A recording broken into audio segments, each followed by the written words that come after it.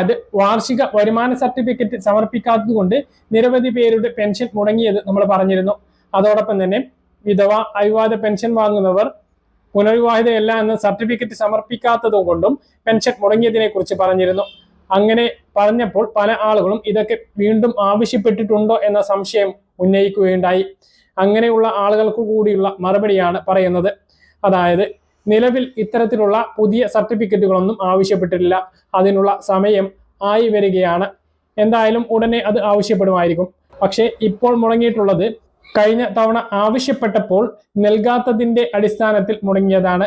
വിധവകളുടെയും അവിവാഹിത pension വാങ്ങുന്നവരുടെയും certificate സമർപ്പിച്ചിട്ടില്ല എന്ന് കാണിക്കുന്നവർ അത് ഉദ്യോഗസ്ഥരുടെ ഭാഗത്ത് വന്നിട്ടുള്ള വീഴ്ചയാണ് എന്നുള്ളത് പറയുന്നുണ്ട്. എന്തായാലും അത് സമർപ്പിക്കാത്തവർക്കും പെൻഷൻ മുടങ്ങിയിട്ടുണ്ട്. അത് സമർപ്പിച്ചാൽ മാത്രമേ അവർക്കുള്ള പെൻഷൻ പുനഃസ്ഥാപിച്ച് കിട്ടുകയുള്ളൂ. മറ്റൊന്ന്, വാർഷിക വരുമാന സർട്ടിഫിക്കറ്റ് സമർപ്പിക്കാത്തതുകൊണ്ട്